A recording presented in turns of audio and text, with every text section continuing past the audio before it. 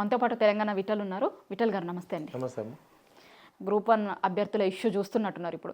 ఏమనిపిస్తుంది మీకు? ఎందుకంటే గతంలో మీరంతా కూడా నిరుద్యోగుల పక్షాన నిలబడ్డటువంటి వాళ్ళు, నిరుద్యోగులకి సంబంధించినటువంటి ఉద్యోగాల విషయంలో. ఇప్పుడు మళ్ళీ సేమ్ పోరాటాన్ని నిరుద్యోగులు 1 ఇయర్ తర్వాత కూడా కాంగ్రెస్ పార్టీ గవర్నమెంట్ వచ్చినాక జాబ్ క్యాలెండర్ అన్నారు, ఇంకేదో అన్నారు, ఇంకోదో అన్నారు. కానీ ఇప్పుడు కూడా రోడ్లు ఎక్కాల్సినటువంటి పరిస్థితి ఉద్యోగులందరూ కూడా. ఎట్లా చూస్తారు ఈ ఇష్యూని మీరు? ఇప్పుడు తెలంగాణ ఉద్యమ పునాదే మా ఉద్యోగాలు మాకు కావాలని. తెలంగాణ భూమిపుత్రులకు అన్యాయం జరుగుతుందనే 52 ముల్కీ ఉద్యమం కానీ 69 ఉద్యమం కానీ కేసీఆర్ గారు స్టార్ట్ చేసిన 2001 నుంచి 14 వరకు ఈ రాజకీయ నిరుద్యోగులకు ఉద్యోగాలు వస్తున్నాయి. కానీ ఈ నిరుద్యోగుల అంశం మాత్రం నిరంతరం మండుతూనే ఉంది. ఇప్పుడు ఈ ప్రస్తుతం జరుగుతున్న ఇష్యూ తీసుకుంటే గత ప్రభుత్వం జీవో నెంబర్ 55 తీసుకొచ్చింది. జీవో నెంబర్ 55 అనేది ఏంటంటే యూపీఎస్సీ ఏ విధంగా అయితే రూల్ ఆఫ్ లా రిజర్వేషన్ పాటిస్తుందో అదే విధంగా టీఎస్పీఎస్సీ కూడా ఉండాలని చెప్పి గతంలో కేసీఆర్ గారు తీసుకొచ్చిన జీవో, దాని ప్రకారమే ఎగ్జామ్స్ జరిగినాయి. కానీ గ్రూప్ 1 వచ్చేసరికి ఏం చేసిందంటే పాత ఎగ్జామ్ని క్యాన్సిల్ చేసి పాత నోటిఫికేషన్ని కూడా క్యాన్సిల్ చేసి కొత్తగా 63 పోస్టులు యాడ్ చేసింది. దానివల్ల ఏమైందంటే వీళ్ళకి లాభం జరగకపోగా అప్పుడు రాసిన వాళ్ళకి అదనంగా 63 పోస్టుల కోసం 1,50,000 మంది అప్లై చేశారు. సెకండ్ వచ్చేసి జీవో నెంబర్ 29 అని తీసుకొచ్చారు ఫిబ్రవరిలో నోటిఫికేషన్ ఇచ్చినప్పుడు. అప్పుడు దాని మీద ఎవరు సీరియస్గా పట్టించుకోలే. తర్వాత ఆగస్టులో వీళ్ళు రైట్ టు ఇన్ఫర్మేషన్ కింద అప్లై చేసిన తర్వాత అప్పుడు అసలు జీవో నెంబర్ 29 ఏంది, దీనివల్ల ఏం జరుగుతుందని చూస్తే అసలు రాజ్యాంగానికి విరుద్ధంగా, రూల్ ఆఫ్ లాకి విరుద్ధంగా ఇప్పుడు 100 పోస్టులు ఉంటాయి. Example SC quota, ST quota, OBC quota, వికలాంగుల quota, PWD persons with disabled and minority quota, plus కొత్తగా మోడీ గవర్నమెంట్ తీసుకొచ్చిన ఈడబ్ల్యూఎస్ ఎకనామికల్ వీకర్ సెక్షన్ అంటే అగ్రవర్ణాల్లో ఉన్న పేదలకి అందరికి కలిపితే 60% రిజర్వేషన్లు పోతున్నాయి. అంటే 100 పోస్టులలో 60% రిజర్వేషన్ పోస్టులు. మిగతాది ఓపెన్, ఓసీ అంటే ఓపెన్ క్యాస్ట్ కాదు, ఓపెన్ కేటగిరీ. ఆ ఓపెన్ కేటగిరీలో ఎవరైనా రావచ్చు. ఇప్పుడు సపోజ్ 500 పోస్టులు ఉన్నాయి, వీళ్ళు తీసుకొచ్చినాయి 63. 563కి 1:50 రేషియోలో ప్రిలిమ్స్ మెయిన్స్కి తీసుకోవాలి. అంటే దాదాపు 500 ఇంటూ ఇంకో 50 అంటే 25,000 మందిని తీసుకోవాలి. అయితే ఏమైంది, ఆ 25,000 మంది ఎవరిని తీసుకోవాలి? టాప్ నుంచి తీసుకోవాలి. 50% ఓపెన్ కోట. ఇప్పుడు సపోజ్ 500 పోస్టులు 250, 40% అంటే 200 పోస్టులు ఓపెన్ కేటగిరీలో వస్తాయి, 300 పోస్టులు రిజర్వేషన్ కింద వస్తాయి.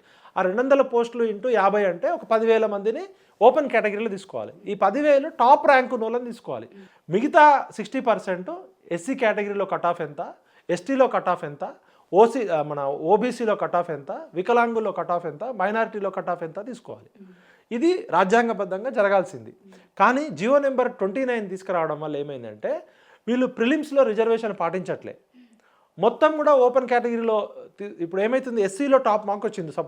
సపోజ్ నేను ఎస్సీ అభ్యర్థిని, నాకు టాప్ మార్క్స్ వచ్చినా కూడా నన్ను ఓపెన్ కేటగిరీలో పెట్టట్లే, నన్ను తీసుకొచ్చి ఎస్సీలో పెడుతున్నారు. అంటే దీనివల్ల రిజర్వేషన్ కేటగిరీలో ఉన్న ఎస్సీ, ఎస్టీ, బీసీ, మైనారిటీ, ఈడబ్ల్యూఎస్లో ఉన్న వాళ్ళకి అవకాశాలు తగ్గిపోతున్నాయి. అంటే కేవలం ఎస్సీ కేటగిరీలో ఎస్సీలు మాత్రమే ఉంటారు, ఓపెన్ కేటగిరీలో మెరిట్ వచ్చిన వాళ్ళు మాత్రం ఓన్లీ ఓసీలను తీసుకుంటున్నారు, అదర్ క్యాస్ట్ని. దానివల్ల రాజ్యాంగానికి విరుద్ధంగా, రూల్ ఆఫ్ రిజర్వేషన్కి విరుద్ధంగా పోవడం వల్ల చాలామంది ఎస్సీ, ఎస్టీ, బీసీ, ఈడబ్ల్యూఎస్ అగ్రవర్ణాల్లో ఉన్న పేదలకు కూడా నష్టం జరుగుతుంది. అసలు ప్రపంచంలోనే విచిత్రం, ఒక ఎగ్జామ్ రాసినప్పుడు ఒకే హాల్ టికెట్ నెంబర్ ఉంటుంది. ప్రిలిమ్స్కి ఒక హాల్ టికెట్ నెంబర్ ఉంటుంది యూపీఎస్సీలో, మెయిన్స్కి అదే హాల్ టికెట్ ఉంటుంది, ఇంటర్వ్యూ కూడా అదే హాల్ టికెట్ ప్రకారం జరుగుతుంది. అట్లాంటిది Telangana state public service commission మొట్టమొదటిసారి ప్రిలిమ్స్లో ఒక హాల్ టికెట్ నెంబర్ ఇచ్చి మెయిన్స్లో ఇంకో హాల్ టికెట్ నెంబర్ ఇవ్వడం అనేది దారుణమైన కుట్ర. అసలు ఇది ఎందుకు చేసిందంటే ఇంతవరకు టీజీపీఎస్సీ వివరణ ఇవ్వలేదు. ఇంకొకటి ఎస్టీ రిజర్వేషన్స్ 6% ఉన్నారని మన రాజ్యాంగబద్ధంగా తెలంగాణలో 6% ఇస్తుంటే వీళ్ళు 10% ఇస్తున్నది టీజీపీఎస్సీ. 10% ఇవ్వచ్చు, వాళ్ళ జనాభా ప్రకారం ఇవ్వచ్చు, కానీ అది రాజ్యాంగం ప్రకారం చట్టబద్ధంగా ఇవ్వాలి. వీళ్ళు సొంత నిర్ణయం తీసుకొని 10% ఇవ్వడం వల్ల రేపు కోర్టులలో ఛాలెంజ్ చేస్తే అది కొట్టేసే అవకాశం ఉంది. దాదాపు ఇట్లా చెప్పుకుంటా పోతే 22 రకాల కేసులు ఇవాళ టీజీపీఎస్సీ ఎదుర్కొంటుంది. ఇంకొక విచిత్రం ఏంటంటే అసలు ఆశ్చర్యపోతారు కామన్ సెన్స్. ఇప్పుడు మనకి ప్రామాణికం యూనియన్ పబ్లిక్ సర్వీస్ కమిషన్ అనేది స్టాండర్డ్ బుక్స్, ఎన్సీఆర్టీ బుక్స్ అనేది స్టాండర్డ్ బుక్స్ యూపీఎస్సీ ప్రిపేర్ అయ్యేటోళ్ళు. ఎన్సీఆర్టీ బుక్స్తో పాటు మన ఎకనామికల్ సర్వే ఫైనాన్స్ మినిస్ట్రీ ఇస్తుంది, లేకపోతే ఇంకేమన్నా సెంట్రల్ గవర్నమెంట్ డేటా కావాలంటే ప్రైమ్ మినిస్టర్ ఆఫీస్ ఇచ్చింది అథెంటిక్ సోర్సు. అదేవిధంగా స్టేట్ గవర్నమెంట్ పరీక్షలకు వస్తే SCERT books, state education research training వాళ్ళు ఇచ్చిన books, school books, intermediate books, next Telugu academy books, standard books. ఇప్పుడు విచిత్రం ఏంటంటే 150 క్వశ్చన్స్కి ప్రిలిమ్స్ పెట్టారు. దానిలో 13 నుంచి 14 క్వశ్చన్లు తప్పులు వచ్చినాయని వాళ్ళు కోర్టులో కేసు వేసారు. కోర్టులో టీజీపీఎస్సీ లాయర్ ఏం వాదిస్తారంటే తెలుగు అకాడమీ పుస్తకాలు ప్రామాణికం కాదు, వికీపీడియాలో ఉన్న ఆన్సర్సే ప్రామాణికం అని చెప్తారు. ఇంతకన్నా విచిత్రం ఏమని చూడండి. అదొకటైతే ఇప్పుడు వాళ్ళు జీవో నెంబర్ 29 వల్ల వీళ్ళు కోర్టులో కేసు వేస్తే డివిజన్ బెంచ్ ఏమని తీర్పిచ్చిందంటే జీవో నెంబర్ 55ని అమలు చేయండి. గతంలో కూడా ఇదే ఇష్యూ వస్తే ఆయన జీవో నెంబర్ 55 కరెక్ట్ అని చెప్పిన జడ్జి ఉన్నాడు. దానిలో జీవో నెంబర్ 55ని అమలు చేయండి అని చెప్తే గవర్నమెంట్ మేనేజ్ చేసి ఎగ్జామ్ అయిపోయాక మీరు ఎగ్జామ్ అయితే కండక్ట్ చేసుకుంటాం, ఫస్ట్ ఎగ్జామ్ అయిపోయాక మీరు తీర్పును అమలు చేయండి అంటే ఇప్పుడు జీవో నెంబర్ 55 ద్వారా ప్రిలిమ్స్ నుంచి మెయిన్స్ క్వాలిఫై అయ్యే వాళ్ళు వేరుంటారు. జీవో నెంబర్ 29 అంటే ఎస్సీ ఎస్టీ బీసీలకి రిజర్వేషన్ వాళ్ళకి నష్టం జరుగుతుంది. అసలు కోర్టు ఇచ్చిన తీర్పు అటు ఆడ కాదు ఇటు మొగ కాదు, గాల్లో పెట్టినట్టుంది. నువ్వు జీవో నెంబర్ 55 తప్పు, జీవో నెంబర్ 29 అన్నా ఇవ్వాలి, లేదు జీవో నెంబర్ 29 తప్పు, జీవో నెంబర్ 55 ప్రకారం మీరు లిస్టు తీయండి అని చెప్పాలి. జీవో నెంబర్ 55ని అమలు చేయాలని చెప్తూ మరోవైపు ఎగ్జామ్ అయిపోయాక తుది నియామకాలు చేసేటప్పుడు అంటే ప్రిలిమ్స్ నుంచి మారిపోతుంది కదా. అంటే మీరు ఒకటి విద్యాశాఖ మంత్రి లేకపోవడము, సెకండ్ టీఎస్పీఎస్సీ రెస్పాన్స్ కాదు, నిరుద్యోగులు ఎన్ని మొరబెట్టుకున్నా అక్కడ మహేందర్ రెడ్డి గారు పట్టించుకోరు, ఆ కమిషన్ మెంబర్స్ ఎవరు వివరణ ఇవ్వరు, వీళ్ళు రైట్ టు ఇన్ఫర్మేషన్ కింద పెట్టినా కూడా డేటా ఇవ్వరు. సెకండ్ మన రాష్ట్రంలో 10 నెలల నుంచి విద్యాశాఖ మంత్రి లేడు. ఎవరి సమస్య వచ్చినా విద్యాశాఖ మంత్రి ఉండాలి. మరి నిన్న బాధ్యతాయుతమైన ముఖ్యమంత్రి గారు నిన్న మొత్తం లక్షలాది మంది విద్యార్థులు 30 లక్షల మంది విద్యార్థులు తమకు అన్యాయం జరిగిందని బాధపడుతుంటే నిన్న 2 గంటలు ప్రెస్ మీట్ పెట్టినప్పుడు కనీసం గ్రూప్ 1 ఇష్యూ మీద ప్రభుత్వ వైఖరి ఏంటి? వాళ్ళు ఏమడుగుతున్నారు? మాకు ఎగ్జామ్ పోస్ట్ పోన్ చేయమనట్లే. వాళ్ళు ఈ 22 కేసులు ఉన్నాయి, ఈ 22 కేసులలో రేపొద్దున ఒకళ్ళు హైకోర్టు కాకపోతే సుప్రీంకోర్టుకు పోతారు. ఇప్పటికే ఆల్రెడీ 3 సార్లు ప్రిలిమ్స్ రాసినాము, 2 సార్లు మెయిన్స్ రాసినాము, మాకు ఇబ్బంది అవుతుంది, మళ్ళీ ఎగ్జామ్ కండక్ట్ చేస్తే కష్టము. ఈ కేసులు అన్నీ తేలినాక అప్పుడు ఎగ్జామ్ పెడితే మాకు మరొకసారి ఎగ్జామ్ రాసే అవకాశం ఉండదు. ఎందుకంటే మీరు సింపుల్ విషయాలు, కామన్ సెన్స్ విషయాలు ఉన్నాయి దీనిలో. వికీపీడియా కానీ జీవో నెంబర్ 29 కానీ ఖచ్చితంగా సుప్రీంకోర్టులో అయినా కొట్టేస్తారు. ఇంకా 20 కేసులు ఇంకా కోర్టు బెంచ్లోకే రాలే, ఓన్లీ 2 కేసులే వచ్చినాయి.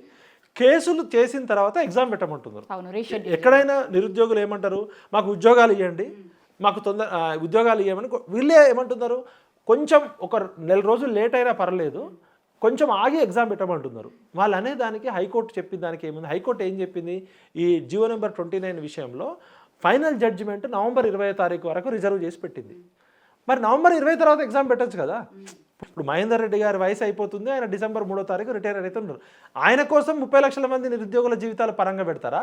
30 లక్షల మంది నిరుద్యోగులకి ట్రాన్స్పరెంట్గా పకడ్బందీగా ఎటువంటి కేసులు లేకుండా ఎగ్జామ్ పెడతారా? Simple common sense. నిరుద్యోగుల బాగు కోసము టీజీపీఎస్సీ ఉందా? టీజీపీఎస్సీ చైర్మన్ మెంబర్స్ కోసం ఉందా? వాళ్ళు ఏం చెప్తున్నారంటే నిరుద్యోగులు మాకు ఖచ్చితంగా ఇన్ని రకాల ప్రశ్నలు ఉన్నాయి. వాళ్ళు ఏమంటున్నారంటే ఒక్కసారి గ్రూప్ 1 అభ్యర్థి అయితే ఏ ప్రభుత్వం ఉన్నా కూడా 30 నుంచి 35 సంవత్సరాల సర్వీస్లో ఉంటారు వాళ్ళు ఏజ్ని బట్టి. ఈ 30-35 సంవత్సరాల్లో డిఎస్పీగా, డిప్యూటీ కలెక్టర్గా, ఆర్డీఓగా జాయిన్ అయిన వాళ్ళు రిటైర్ అయ్యేకి వాళ్ళు కన్ఫర్మ్డ్ ఐఏఎస్లు, ఐపీఎస్లు అవుతారు, కొంతమంది సెక్రటరీలు అవుతారు, డీజీపీలు అవుతారు, డిఐజీలు అవుతారు. అంటే వీళ్ళ మనుషులని ఒక 30 సంవత్సరాల పాటు సర్వీస్లో అక్రమంగా చొప్పించడానికి ఇంత బలవంతంగా బుల్డోజ్ చేస్తున్నారు అంటున్నారు. వాళ్ళు ఆరోపించేదానికి మీరు చేస్తున్న దానికి అంతే ఉంది కదా. ఇలా వాళ్ళు ఓపెన్గా చెప్తున్నారు పోస్టులన్నీ అమ్ముకున్నారు, అందుకనే మమ్మల్ని మా ఒక్క లాజికల్ క్వశ్చన్కి, రీజనింగ్ క్వశ్చన్కి వివరణ ఇయ్యరు, ప్రభుత్వం నుంచి సహేతుకమైన వివరణ ఉండదు, వికీపీడియా ప్రామాణికం అని చెప్తారు, జీవో నెంబర్ 29 అమలు చేస్తామంటారు రాజ్యాంగాన్ని విరుద్ధ. ఎవరి లాభం కోసం వీళ్ళు చేస్తున్నారు? ఎవరిని అక్రమంగా రిక్రూట్మెంట్ చేయడానికి చేస్తున్నారంటే టీజీపీఎస్సీ నుంచి ఒక్క ఆన్సర్ లేదు.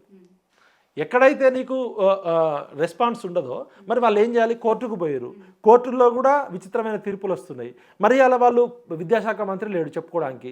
రేవంత్ రెడ్డి గారు ప్రభుత్వం 10 నెలలు అయింది, వాళ్ళకి 10 నిమిషాలు అపాయింట్మెంట్ ఇవ్వలేదు. వాళ్ళు నిన్న పాపము వాళ్ళ నిరసన వ్యక్తం చేస్తూ పార్కులో, అశోక్ నగర్ దగ్గర ఉన్న పార్కులో వాళ్ళు బయటకి రోడ్ల మీదకి వచ్చి రోడ్డుని బంద్ చేయాలి, రాస్తారోకో చేయాలి, ధర్నా చేయాలి. వాళ్ళ బాధ వాళ్ళు చెప్పుకోవడానికి కలుసుకుంటే అమ్మాయిలని బలవంతంగా ఎక్కించి అబ్బాయిల వ్యాన్లలో ఎక్కించారు. చాలామంది అమ్మాయిల్ని లాక్కపోతుంటే కొంతమంది అమ్మాయిల చున్నీలు పడిపోయినాయి, కొంతమంది టీషర్ట్లు లాగి అట్లనే బరబర గొర్రెలు ఈడ్చుకపోయినట్టు ఈడ్చుకపోతున్నారు. అంటే రాజ్యాంగం ఇచ్చిన ప్రాథమిక హక్కులకి భంగం కలిగిస్తారు, రాజ్యాంగం చెప్తున్న రూల్ ఆఫ్ లాని పాటించరు. అంటే ఏం చేయాలి వీళ్ళు? పెన్నులు పట్టుకున్న వాళ్ళు, పుస్తకాలు పట్టుకున్న వాళ్ళు తుపాకులు పట్టుకోవాలా? లేకపోతే బంగ్లాదేశ్లో షేక్ హసీనాని ఉరికించినట్టు ఉరికియాలా? అంటే మీరు ఏం చెప్పబోతున్నారు? వీళ్ళు ఇప్పుడు గ్రూప్ 1లోనే మీరు 13 క్వశ్చన్లు తప్పులు ఇచ్చారు, వికీపీడియా ప్రామాణికం అని చెప్తున్నారు. రేపు గ్రూప్ 2 ఎగ్జామ్ జరగబోతుంది, దానిలో 600 క్వశ్చన్లు ఉంటాయి గ్రూప్ 2 గ్రూప్ 3లో. మరి వాళ్ళు తెలుగు అకాడమీ పుస్తకాలు చదవాలా, ఎస్సీఆర్టీ పుస్తకాలు చదవాలా, గూగుల్ వికీపీడియా చదవాలా? అంటే ఏది చదవాలి? ఇప్పుడు వికీపీడియాలో సపోజు గవర్నమెంట్ మారినాక మన రాష్ట్ర ముఖ్యమంత్రి ఎవరు అంటే యనుమల రేవంత్ రెడ్డి గారు అని రాస్తుంటారు. ఎవరో రేవంత్ రెడ్డి గారి మీద పడనోళ్ళు యనుమల రేవంత్ రెడ్డి బదులు గుంపు మేస్త్రినో రైఫిల్ రెడ్డి అనో రాసిరు అనుకోండి వికీపీడియాలో. మరి ఏది ప్రామాణికం?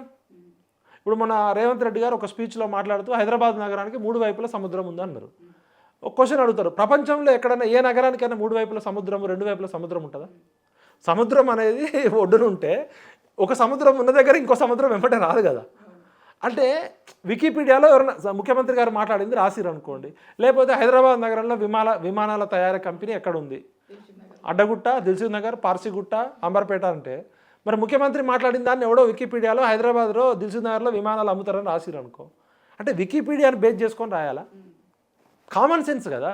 ఇవాళ స్కూల్ ప్రాజెక్ట్ ఇచ్చేటప్పుడు కూడా స్టాండర్డ్ బుక్స్ అడుగుతారు. మనం even Navodaya exam 5th class ఎంట్రన్స్కి కూడా స్టాండర్డ్ బుక్స్ పెడతారు, ఒక సిలబస్ ఉంటుంది, ఏ పుస్తకాలు చదవాలి ఉంటుంది. అట్లాంటిది రాష్ట్రంలో అత్యంత కీలకమైన గ్రూప్ 1 సర్వీస్కి ఇంత బాధ్యతారహిత్యంగా, ఇంత బరితెగింపుగా ఇంత చేస్తుంటే వ్యవస్థల మీద నమ్మకం ఏముంటుంది? అంటే వాళ్ళు టెక్నికల్ రీజన్స్తో పాటు ఇంకొక దాన్ని కూడా అడుగుతారు.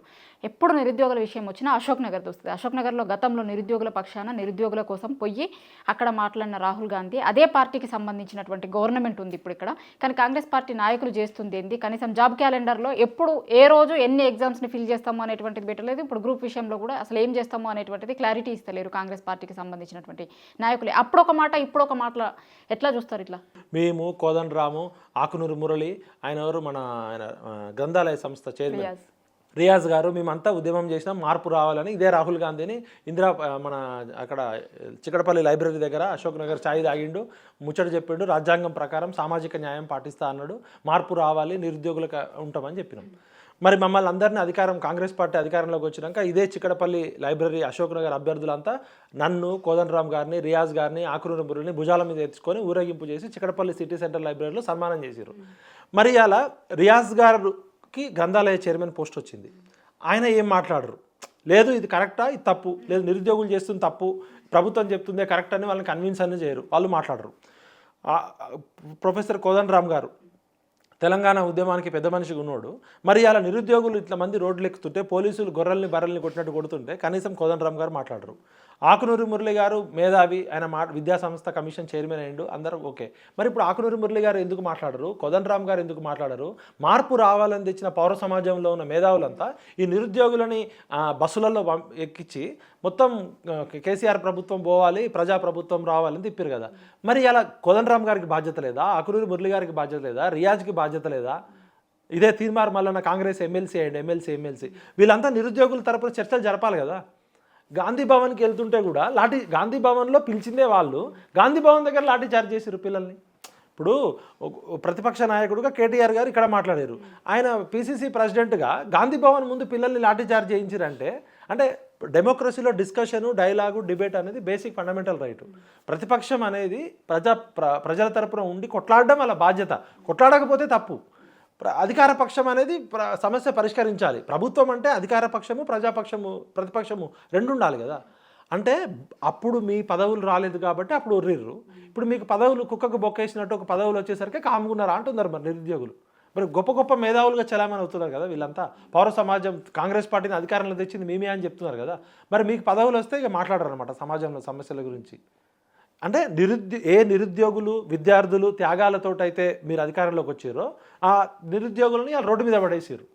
కోర్టుల్లో పట్టించుకోరు, ప్రభుత్వంలో పట్టించుకోరు. ఏ ఎమ్మెల్యే ఎంపీ దగ్గర పోయినా రేవంత్ రెడ్డి ఎవరి మాట విన్నాడు అంటున్నారు. మరి ఎవరి మాట విన్నాడు ఏమవుతాడు ఆయన? ఎవరి మాట వినకుండా విద్యాశాఖ మంత్రి లేకుండా ఎక్కడికి పోవాలి మరి వీళ్ళు? అంటే రోడ్డు ఎక్కాల్సిందే కదా అల్టిమేటు. న్యాయస్థానాలు పట్టించుకోవు, వ్యవస్థలు పట్టించుకోవు. మరి ఏం చేయాలి మీరే చెప్పండి ముఖ్యమంత్రి గారు. ఈ 30 లక్షల మంది నిరుద్యోగులు ఏం చేయాలి? ఎవరిని కలవాలి? అంటే ఐక్యరాజ్య సమితికి పోవాలా, లేకపోతే ఇంకెక్కడికి పోవాలి మరి వీళ్ళు? కాబట్టి మేము ఏం చెప్తున్నామంటే, తెలంగాణ ఉద్యమం అంటేనే నిరుద్యోగులు, మా ఉద్యోగాలు మాకు కావాలని స్టార్ట్ అయిన ఉద్యమము. ఈ నిరుద్యోగుల ఉసురు పోసుకోకండి. ఇప్పటికైనా మీరు మొండిగా పోకుండా ఆ నవంబర్ 20వ తారీఖు ఏ విధంగా అయితే హైకోర్టు ఇచ్చిందో ఆ జడ్జిమెంట్ ప్రకారం ఒకసారి కోర్టు కేసులన్నీ అయిపోయాక మీరు చేయండి. ఎందుకు ఇంత తొందర పడుతున్నారంటే కుట్ర ఉంది. ఎందుకు ఇంత ఆరాటపడుతున్నారు? ఇప్పుడు మహేందర్ రెడ్డి కాకపోతే ఇంకో ఆయన వస్తాడు. మహేందర్ రెడ్డి గారి రిటైర్మెంట్, సోనియా గాంధీ వారి బర్త్డేకి దీనికి ఏం సంబంధం అండి? ఇలా ఒక ఎగ్జామ్కి 3 నెలలు గ్యాప్ ఇవ్వాలి. ఎందుకంటే మన గవర్నమెంట్ ఉద్యోగాలే చాలా తక్కువ, ప్రిపేర్ అయ్యేటోళ్ళంతా పేదోళ్ళు. బేసిక్గా డిగ్రీ బేస్ మీద జరుగుతాయి అన్ని ఎగ్జామ్స్, ఏదో టెక్నికల్ స్కిల్స్ ఉన్నాయి పక్కకు పెడితే. ఈ ప్రభుత్వ ఉద్యోగాలు అన్నీ కూడా 100లో 70% ఉద్యోగాలు డిగ్రీ బేస్ మీద ఉంటాయి. ఒక పరీక్ష కాకపోతే ఒక పరీక్షలో అవకాశం ఉంటుంది అనుకుంటారు. గ్రూప్ 1 కాకపోతే గ్రూప్ 2 కాకపోతే గ్రూప్ 3, గ్రూప్ 4 అనుకుంటారు. అట్లాంటిది ఆయన రిటైర్ అయిపోతున్నాడు అని చెప్పి తొందరగా 10-15 రోజులు గ్యాప్ ఇవ్వకుండా పెడుతున్నారు. ఇప్పుడు గ్రూప్ 1 అయిపోగానే గ్రూప్ 2 అయిపోగానే గ్రూప్ 3 అయిపోగానే అసలు 1 వీక్ 10 డేస్ 15 డేస్ కూడా టైం ఇవ్వట్లే.